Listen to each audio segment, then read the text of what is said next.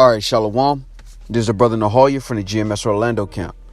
I want to start off by giving all praise, honor, and glory to Yahweh, Ba'ashem, Yahweh Shai, Ba'ashem, Rakakodash. Double honors to the apostles and the elders of Great Millstone, who are the elders of Yashar Allah, and a sincere salutation to all you Akim, who are preaching this word and believing this word, and to the Akwath, who are believing this word in all truth and in sincerity. This is 2 Maccabees chapter 15 and verse 7. And it reads, "But Maccabeus had ever sure confidence that the Lord would help him.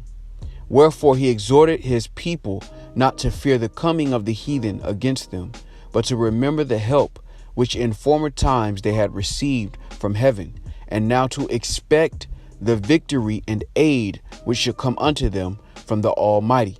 All right, and through the Spirit and power of Yahweh Shai, I want to go into a lesson or an exhortation, all right, on expecting the victory.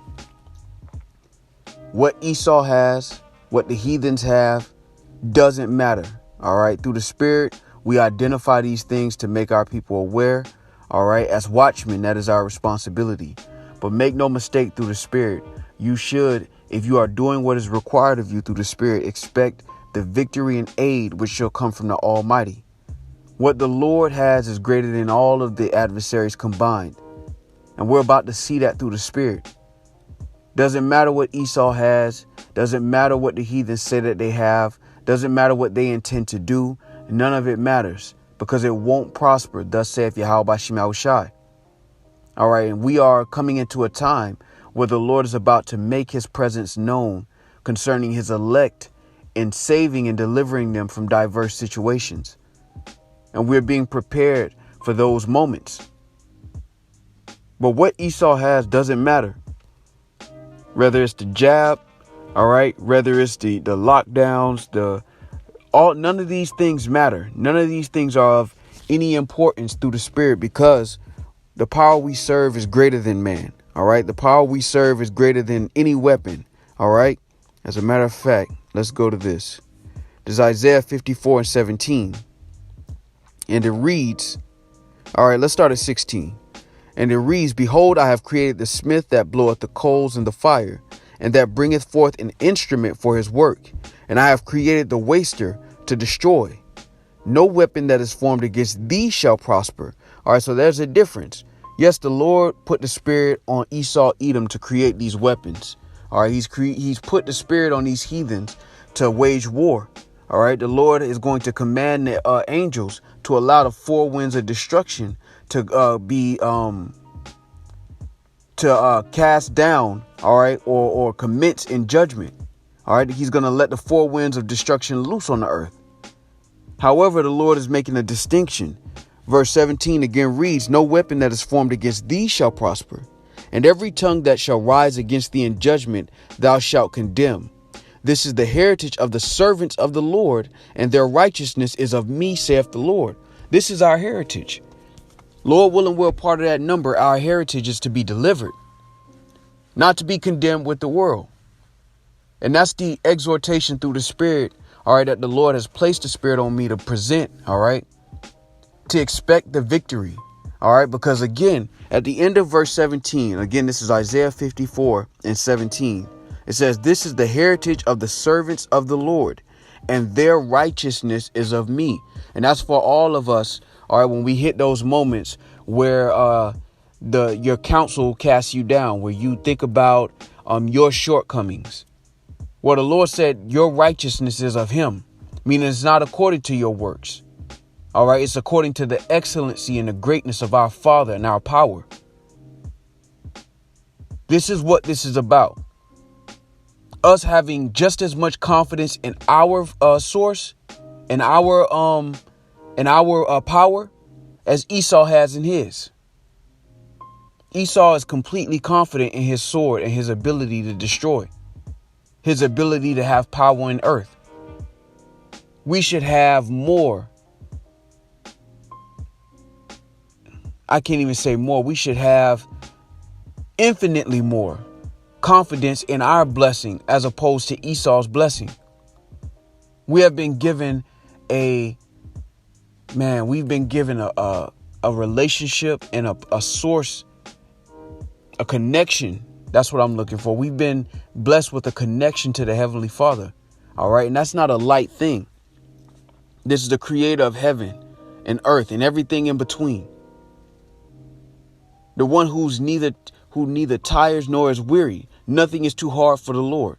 That is the power that we serve. And this journey that we're on through the Spirit is our ability to trust and be just as confident in our blessing as Esau is in his. Again, the scriptures tell us that hope that is seen is not hope. All right. And through the Spirit and power of Yahweh Shema Shai, that is where our faith is. It can't be seen, taste, touch, or felt, so to speak. Our confidence is in something that isn't necessarily tangible. However, our blessing is greater than any blessing that any other nation has been given on the earth. Particularly the servants of Yahweh Shema Shai amongst the nation of Israel. Because all Israel is not of Israel, man. All right. Now let's go to Ecclesiastes chapter 2. And I'll start at 6. Believe in him and he will help thee. Order thy way aright and trust in him. Ye that fear the Lord, wait for his mercy and go not aside lest ye fall. Ye that fear the Lord, believe him and your reward shall not fail. Ye that fear the Lord, hope for good and for everlasting joy and mercy. Look at the generations of old and see, did ever any trust in the Lord and was confounded? Or did any abide in his fear and was forsaken? Or whom did he ever despise that called upon him? For the Lord is full of compassion and mercy, long suffering and very pitiful, and forgiveth sins and saveth in time of affliction. Woe be to fearful hearts and faint hands, and the sinner that goeth two ways. Woe unto him that is faint-hearted, for he believeth not, therefore shall he not be defended. All right. And the Lord has given us all the tools we need to abound in the seed of faith that has been planted in us. And that's why through the Spirit, we ought to expect the victory at the end. Lord willing, we're a part of that number. Lord willing, the Lord does not take his spirit from us. But the scriptures also say, put on therefore as the elect. And if you pray for these things expecting them to be given unto you. We have not been called to be destroyed. Lord willing, we're a part of that number. We have not been chastised to be condemned with the world. And through the Spirit, the Lord is about to render unto us aid and victory. Lord willing, we're a part of that number. That's the time that we're coming into. Doesn't matter what CNN says. Doesn't matter what Fox News says. It doesn't matter what these Edomite whistleblowers say. It doesn't matter what the military says. It doesn't matter what any of these other entities have anything to say about what's going on in the earth right now.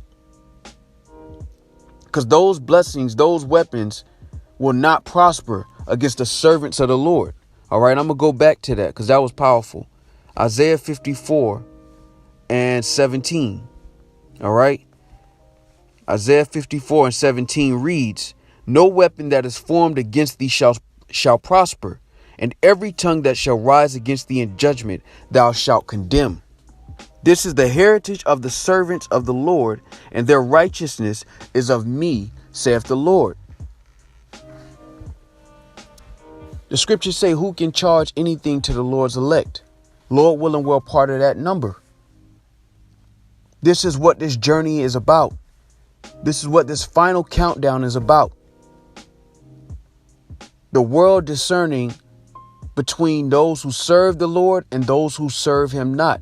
And if you are one of those who are serving the Lord to the best of your ability, then you have to be confident, more confident than Esau is in his blessing. Me and the brothers were just talking earlier today about Elijah. All right. And the moment Elijah had against the prophets of Baal, when he called down fire from heaven and he commanded them to put water on the altar. What What spirit was Elijah in? He wasn't in a spirit of wavering. He was confident that the Lord would deliver his petition. All right. As a matter of fact, I want to go to that.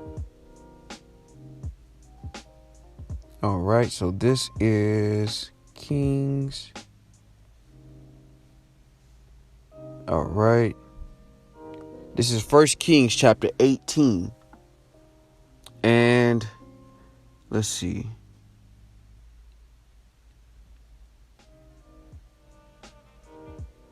All right. 1 Kings 18. And I want to jump down to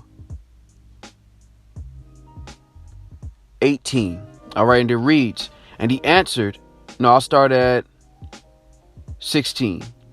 So Obadiah went to meet Ahab and told him, and Ahab went to meet Elijah. And it came to pass when Ahab saw Elijah that Ahab said unto him, art thou he that troubleth Israel? And he answered, I have not troubled Israel, but thou and thy father's house, and that ye have forsaken the commandments of the Lord, and thou hast followed Balaam. Now therefore send and gather to me all Israel unto Mount Carmel, and the prophets of Baal 450, and the prophets of the groves 400, which eat at Jezebel's table. So Ahab sent unto all the children of Israel, and gathered the prophets together unto Mount Carmel. And Elijah came unto all the people and said, how long halt ye between two opinions? If the Lord be power, or the Lord be God, follow him. But if Baal, then follow him. And the people answered him not a word. Then said Elijah unto the people, I, even I only, remain a prophet of the Lord, but Baal's prophets are 450 men. You have to picture this. Imagine Elijah being in this predicament. Him being a prophet of the Lord against 400. Let's get that number again. All right. How long halt ye between two opinions? All right. Jumping down to verse 22. Then said Elijah unto the people, I, even I only, remain a prophet of the Lord, but Baal's prophets are 450 men. And still Elijah was confident. He was confident through the Spirit. Now I want to go into this account, all right, because these things were written aforetime for our learning, that we can have the same hope, that we can dare to believe in the impossible as it concerns you through the Spirit. All right. You are an Israelite. If this message resonates with your spirit, you are a part of the family of Yasher Allah, which is not a light thing. That means that we have access to the Heavenly Father through the Son. With the Lord, anything is possible. That is the kind of confidence we have to have in the power that we serve. Not wavering, just like Elijah didn't waver. He was confident that the Lord would answer his call. Now let's continue. Verse 23. Let them therefore give us 2 bullocks, and let them choose 1 bullock for themselves, and cut it in pieces, and lay it on wood, and put no fire under. And I will dress the other bullock, and lay it on wood, and put no fire under. And call ye on the name of your gods, and I will call on the name of the Lord, Yahweh Ba'ashem Yahushai. And the power that answereth by fire, let him be power. And all the people answered and said, it is well spoken. And Elijah said unto the prophets of Baal, choose you 1 bullock for yourselves, and dress it first, for ye are many, and call on the name of your gods, and put no fire under. And they took the bullock which was given them, and they dressed it, and called on the name of Baal from morning even until noon, saying, O Baal, hear us. But there was no voice, nor any that answered. And they leaped upon the altar which was made. And it came to pass at noon that Elijah mocked them and said, cry aloud, for he is a power. Either he is talking, or is pursuing, or he is in a journey, or peradventure he sleepeth and must be awaked. So this is Elijah being so confident in the power that he serves that he's mocking the prophets of Baal. All right, continuing, verse 28. And they cried aloud and cut themselves after their manner with knives and lancets, till the blood gushed out upon them. And it came to pass, when midday was past, and they prophesied until the time of the offering of the evening sacrifice, that there was neither voice, nor any to answer, nor any that regarded. Verse 30 reads, And Elijah said unto all the people, Come near unto me. And all the people came near unto him. And he repaired the altar of the Lord that was broken down.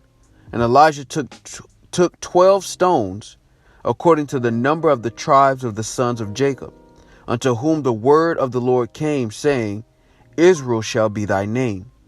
And with the stones he built an altar in the name of the Lord. And he made a trench about the altar, as great as would contain 2 measures of seed. And he put the wood in order, and cut the bullock in pieces, and laid him on the wood, and said, Fill 4 barrels with water, and pour it on the burnt sacrifice and on the wood. This is how confident Elijah was. All right, he set up the altar, and he didn't have the prophets of Baal do the same thing. Keep this in mind. He had water poured on his sacrifice. So it's drenched in water. The wood under it to light the fire is drenched in water. And this is Elijah being so confident that the Lord will come through, that he's making a statement here through the spirit and power of Yahweh Shem Yahushai. All right. Now continuing, verse 34, and he said, Do it the second time. So they filled up again 4 barrels with water, and they poured it on the sacrifice. All right. 4 barrels of water on the sacrifice and on the wood. And then Elijah tells them to do it again. All right. And he said, Do it the second time. And they did it the second time. And he said, Do it the third time. And they did it the third time. All right. So they did it 3 times, 4 buckets of water, pouring on the sacrifice and the wood. All right. Continuing. And the water ran about the altar and filled the trench also with water. So he built a trench around the altar and had them pour buckets of water on the altar, on the meat, so much so that it filled the trench that was cut out around the sacrifice. Think about the sacrifice being on an island and them digging up dirt all around the islands so that water could fill up into it. Man. Continuing, verse 36, and it came to pass at the time of the offering of the evening sacrifice that Elijah the prophet came near and said, Lord, power of Abraham, Isaac, and of Israel, let it be known this day that thou art power in Israel, and that I am thy servant, and that I have done all these things at thy word. You have to meditate upon this, and through the Spirit, you have to continue to meditate upon you being a servant of the Lord. All right. This is your heritage. This is a part of your heritage through the Spirit as a servant of the Lord to the best of your ability. Lord willing, we're part of that number. But this is the kind of confidence we have to maintain through the Spirit, especially in these times. Continuing on, verse 37. Hear me, O Lord, hear me, that this people may know that thou art the Lord power, and that thou hast turned their heart back again. Then the fire of the Lord fell and consumed the burnt sacrifice and the wood and the stones and the dust, and licked up the water that was in the trench. So the trench that was filled with water, the sacrifice, the wood, everything got licked up by the fire of the Lord. Meaning the Lord granted Elijah's petition. This is our heritage as Israelites. Chiefly obedient Israelites. This is the kind of confidence we have to maintain through the Spirit and power of Yahweh Shem Yahushai. Lord willing, we're called and chosen. But as the scriptures say, we put on therefore as the elect, if you are doing what is required of you through the Spirit. Meditate on these things and not what Esau has. Because what Esau has doesn't matter. Just like the prophets of Baal, what they had didn't matter. Because when the rubber hit the road, it really didn't matter what they had because they didn't have anything. This is what we have to expect. Lord willing, we're a part of that number. To expect that the Lord is greater than all of our adversaries, than all of our obstacles and adversity. Verse 39 reads, and when all the people saw it, they fell on their faces and they said, the Lord, he is the power. The Lord, he is the power. All right. And through the Spirit, the Lord has given us the understanding to receive that now before the Lord makes these works manifest in the earth.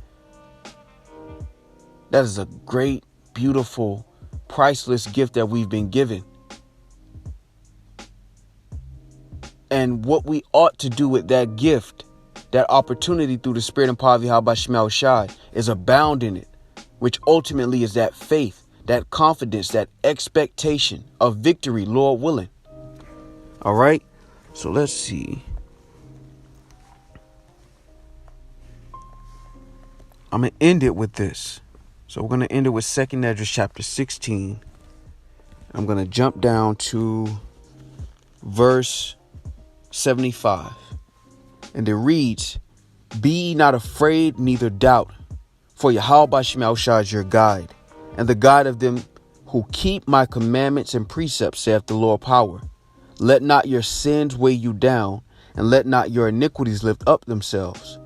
Woe be unto them that are bound with their sins and covered with their iniquities, like as a field is covered over with bushes, and the path thereof covered with thorns, that no man may travel through it. So if you afflict yourself in your own counsel, all right, if you condemn yourself before you've even had the opportunity to receive salvation, then you've already destroyed yourself.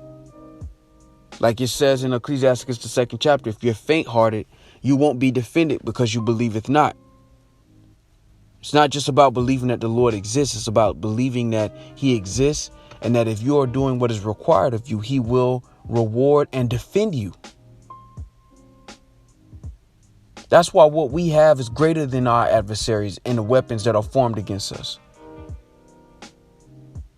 None of these things that are happening, the Lord said we shall feel no evil thing. Lord willing, we're a part of that number. All right. This is Ecclesiastes 33:1. There shall no evil happen unto him that feareth the Lord, but in temptation, even again, he will deliver him. You have to want this and see this for yourself through the Spirit. All right. I'm not even going to say want. You have to see this for yourself. All right. Because want means lack. All right. And we don't lack anything through the Spirit and power of Yahweh Shema Shai. That's why we're on the straight gate. That's why we're being chastised. To abound in our relationship with Yahweh Shema Shai. But we can't waver in our belief that the Lord can and will deliver us if we continue to maintain our integrity through the Spirit. It's not about being perfect in works. It's about being sincere in the Spirit and power of Yahweh Shema Shai and being confident in the Lord, man. The hope for mercy. All right, so Lord willing, this was edifying. With that, I want to give all praise, honor, and glory to Yahweh, Ba'ashem, Yahweh Shai, Ba'ashem, Rakakodash. Double honors to the apostles and the elders of Great Millstone, who are the elders of Yasha Allah, and a sincere salutation to all you Akim, who are preaching this word and believing this word, and to the Akwath, who are believing this word in all truth and in sincerity. Shalom.